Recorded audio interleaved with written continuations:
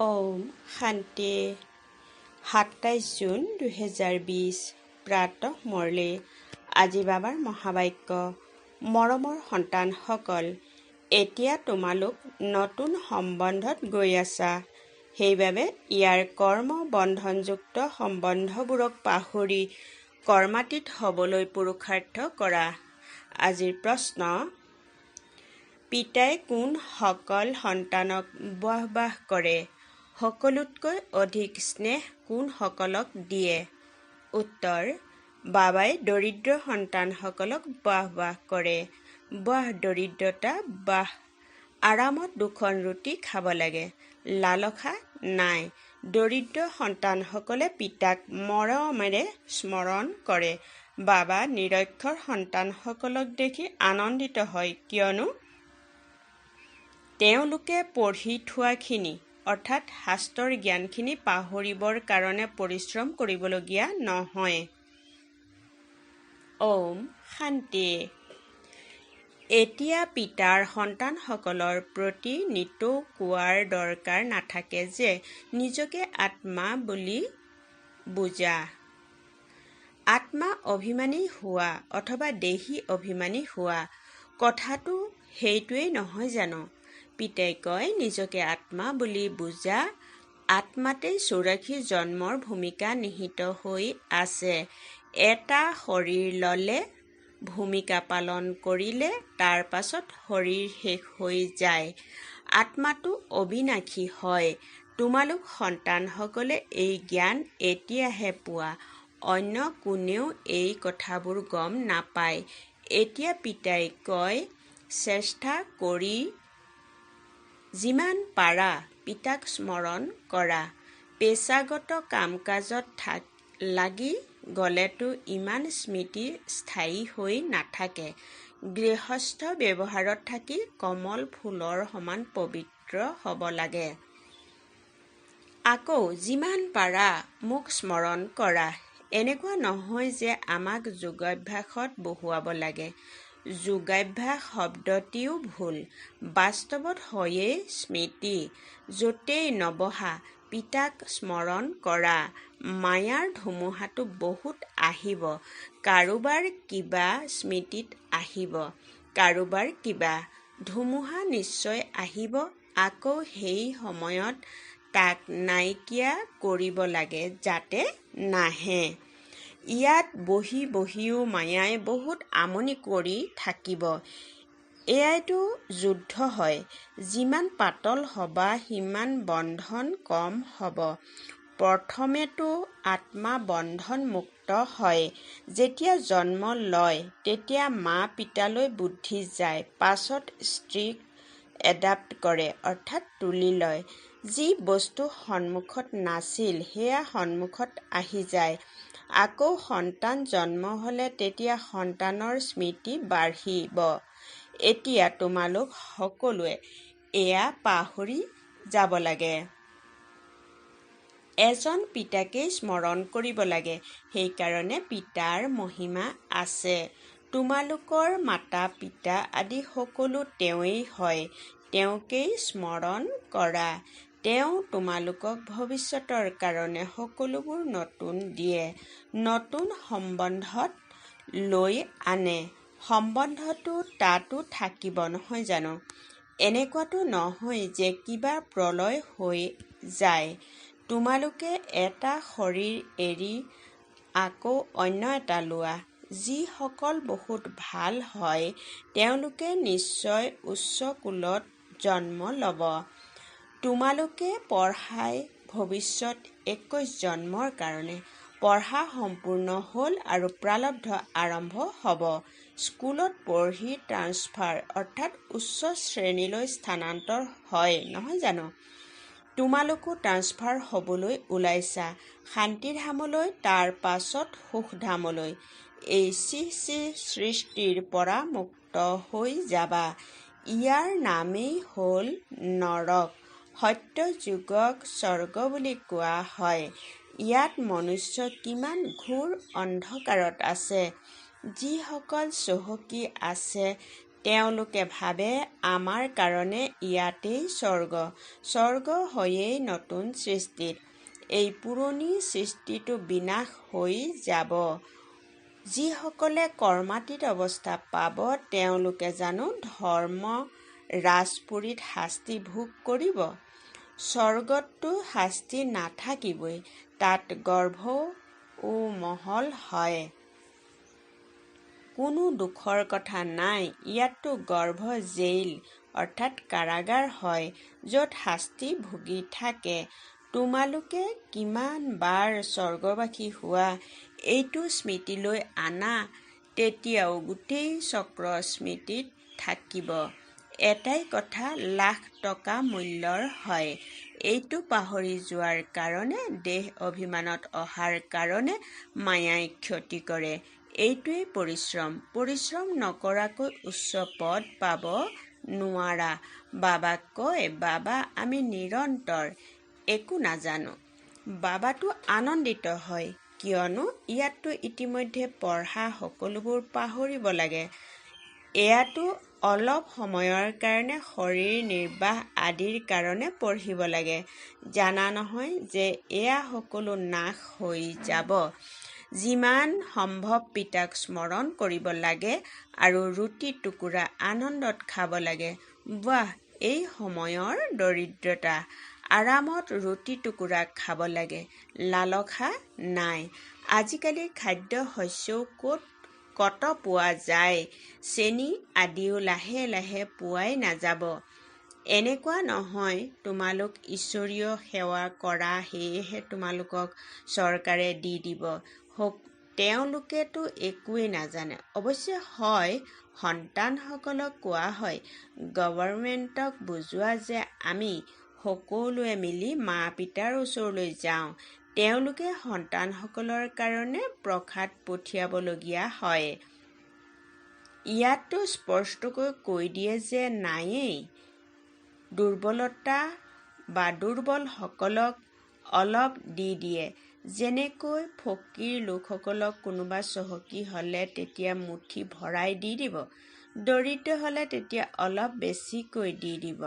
চেনি আদি আহিব পাৰে, কিন্তু সন্তানসকলৰ যোগ কম হৈ যায়। স্মৃতি নথকা কাৰণে, দেহ অভিমানত অহাৰ কাৰণে কোনো কাম হ'ব নোৱাৰে। এইটো কাম পঢ়াৰ দ্বাৰা ইমান নহয় যিমান যোগেৰে হ'ব।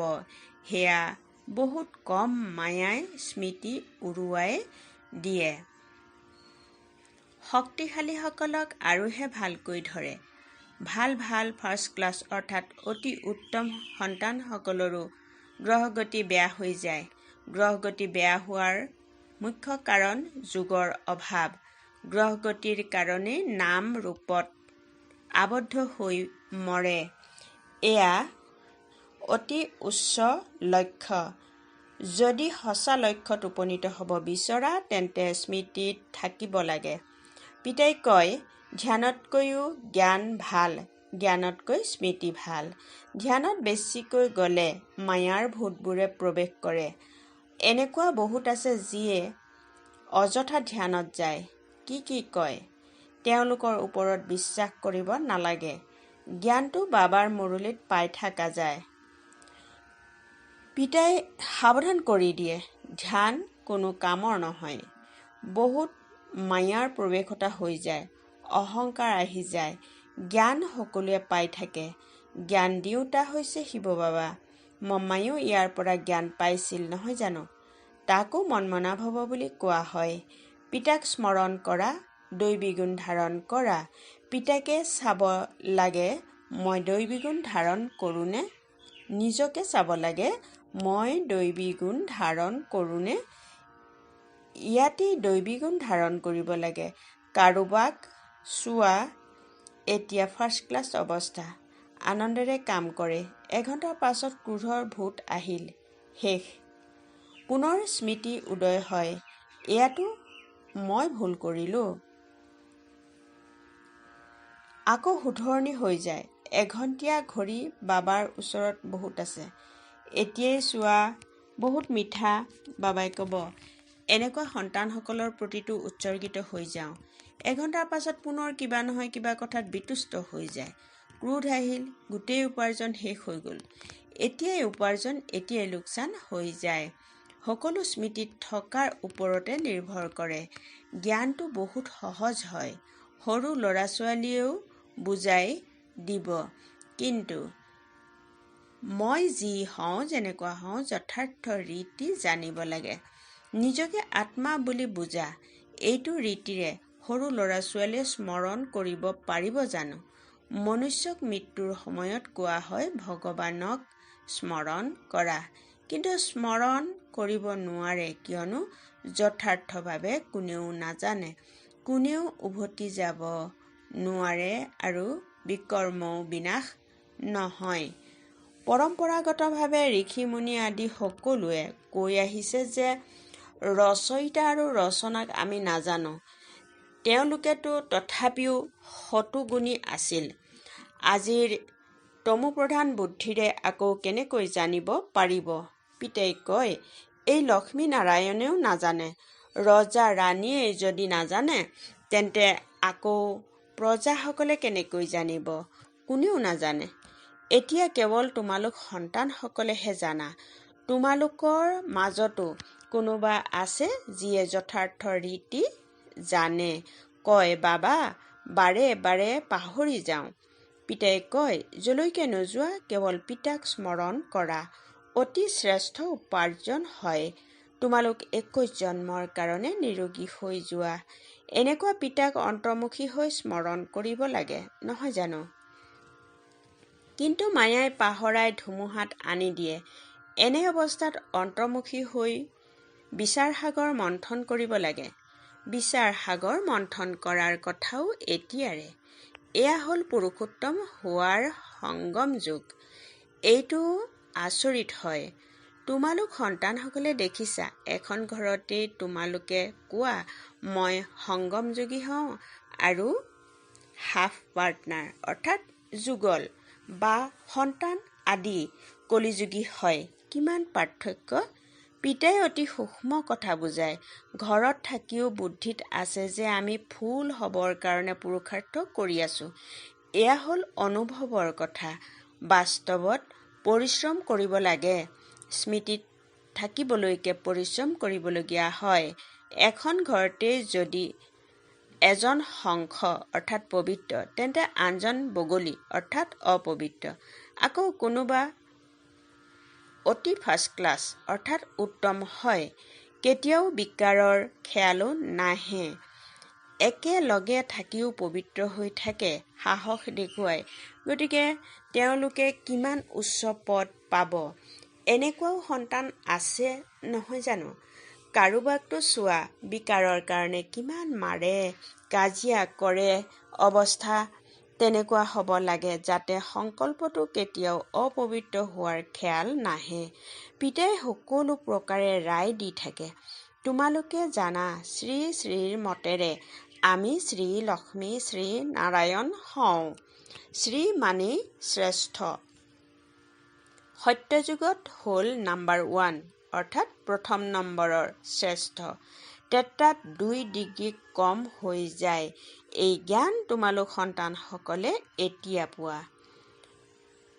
এই ঈশ্বৰীয় সভাৰ নিয়ম হ'ল, যিসকলে জ্ঞান ৰত্নক মূল্য দিয়ে, কেতিয়াও হামিয়াই নাথাকে, তেওঁলোক আগত বহিব লাগে।